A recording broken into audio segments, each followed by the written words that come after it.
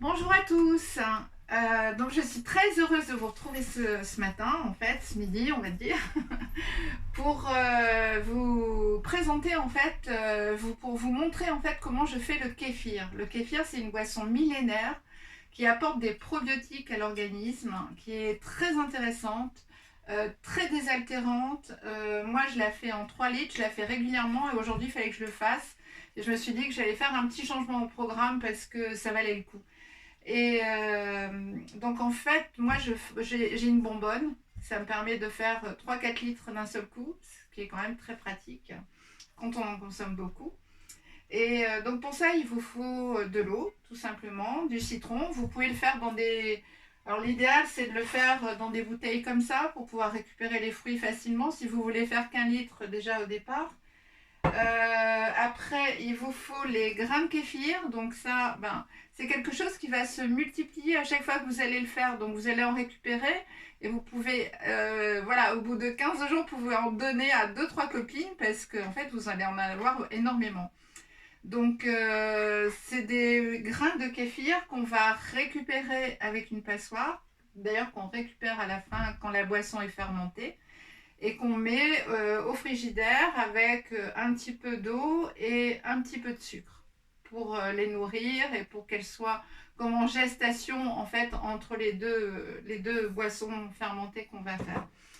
Donc il faut des dattes, du citron, il faut un petit peu de sucre.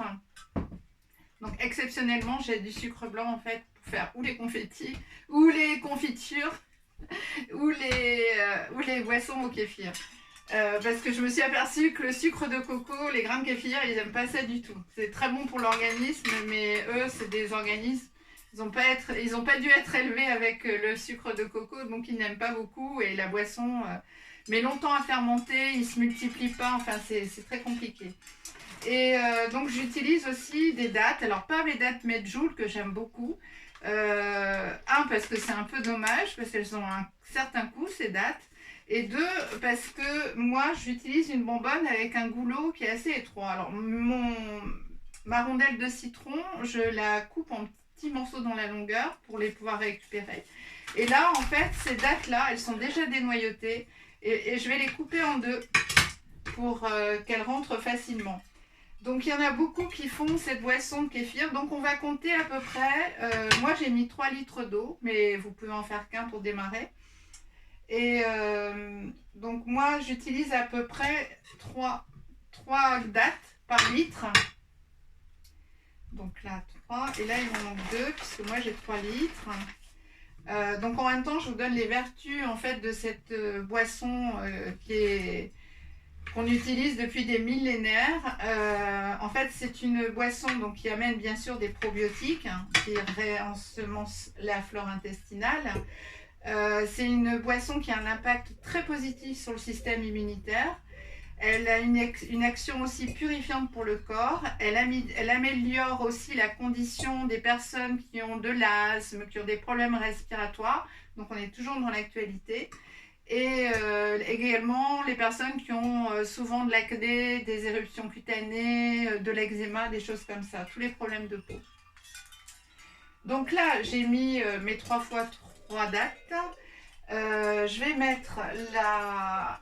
Hop, je vais prendre une petite cuillère.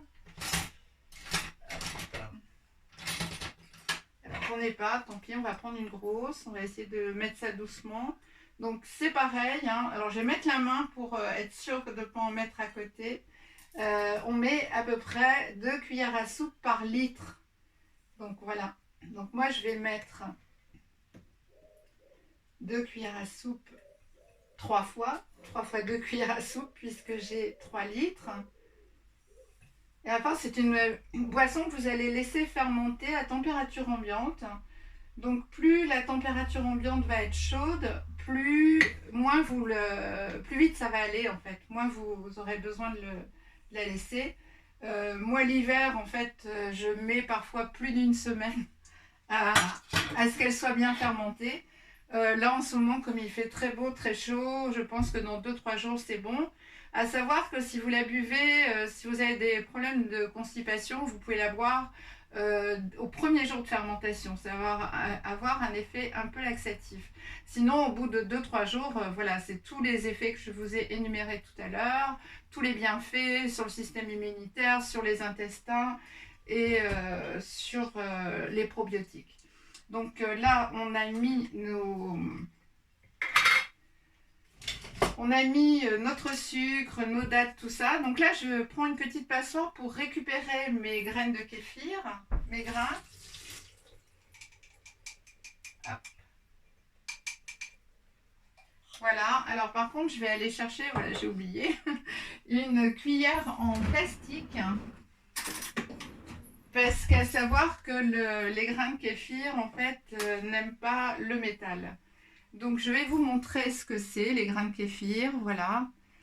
Ils sont plus ou moins gros, donc ceux-là commencent à être gros, ça veut dire que ça fait un moment que je les ai.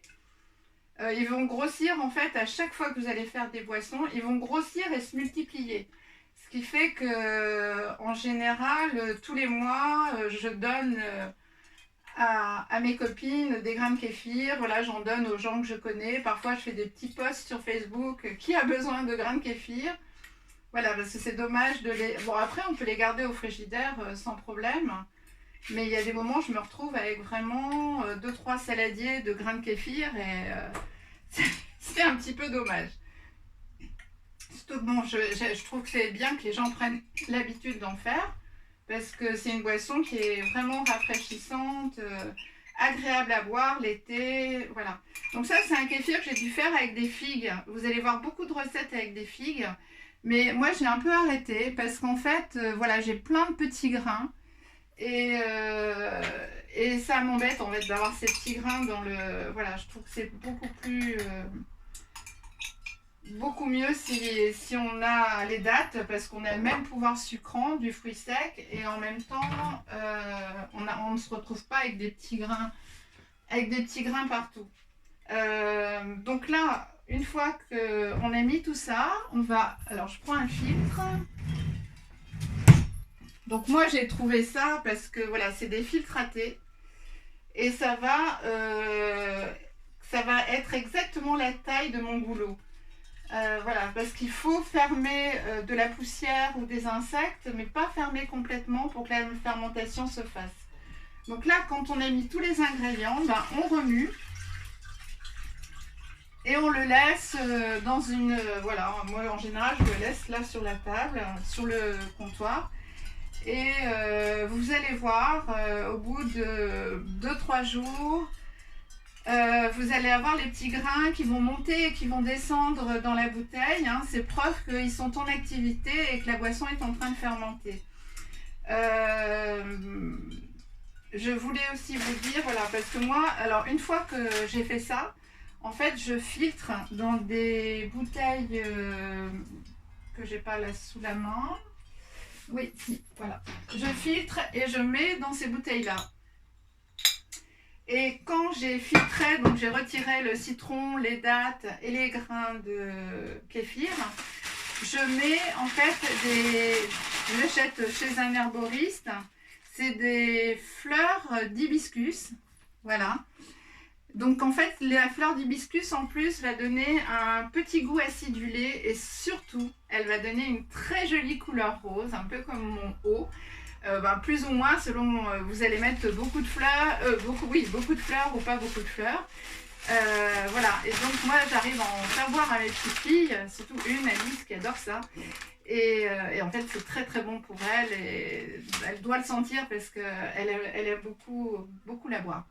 Voilà, donc j'espère que le petit intermède kéfir vous aura donné envie d'en faire boire à toute la famille, voilà, parce que ça peut être très très légèrement alcoolisé, mais on est, je crois, à moins d'1% par litre, donc c'est vraiment minime, hein, c'est juste la fermentation en fait.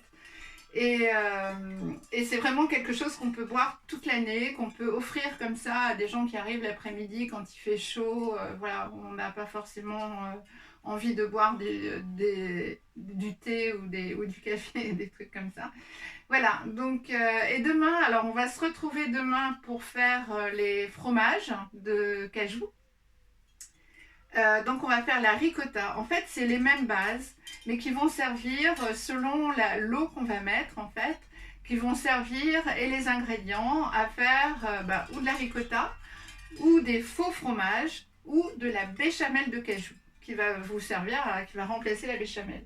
Donc je vous ai mis les ingrédients ici, si vous avez demain envie de le faire en direct avec moi. Donc on a de la levure maltée, donc voilà, je l'achète en général en vrac, donc du coup je la mets dans des bocaux.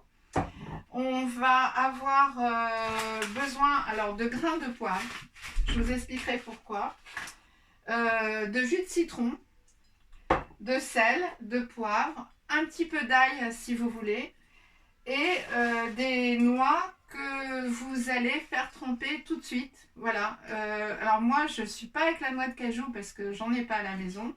Je suis toujours avec mes noix d'Amazonie. Et mes noix d'Amazonie, du coup, il faut qu'elles trempent presque 2 jours en changeant l'eau 2-3 fois dans la journée. Et comme ça, ça va être beaucoup plus facile pour lier la crème en fait, pour qu'elle se passe dans le blender très très facilement. Donc en fait, la ricotta, ça va juste être du citron, du sel, les noix d'Amazonie et de l'eau. Le fromage, on va rajouter des fines herbes si on veut, on va rajouter du poivre, on va rajouter de l'ail des ours et on peut rajouter aussi de l'huile de coco. Ça c'est si on veut faire des fromages un petit peu consistants. Et la béchamel de cajou, en fait, vous allez rajouter de l'eau à ça. Et la béchamel, ça peut être sans les herbes, sans le poivre, mais ça peut être aussi avec. Vous allez voir, c'est hyper simple à faire.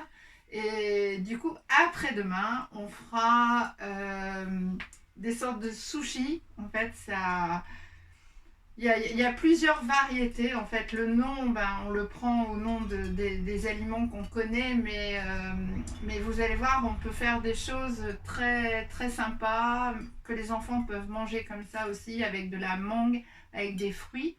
On peut l'enrouler c'est ce qu'on va faire aussi, dans des lamelles de courgettes avec des graines germées. De l'avocat, de la mangue, de la tomate, un petit peu comme on mangerait un sushi. Et on va aussi faire dans des feuilles de nori, sachant que les feuilles de nori, c'est des feuilles d'algues qui amènent un complément aussi à ce plat qui est assez important et bénéfique pour la santé. Voilà, donc je vous souhaite une très très belle fin de journée. Je vous dis à demain pour les faux fromages, les fromages. Et puis on se retrouvera aussi dans 3 jours pour passer le kéfir si vous voulez. Et pour mettre les fleurs d'hibiscus, comme ça vous verrez toutes les opérations. Voilà, je vous embrasse, prenez bien soin de vous et à demain.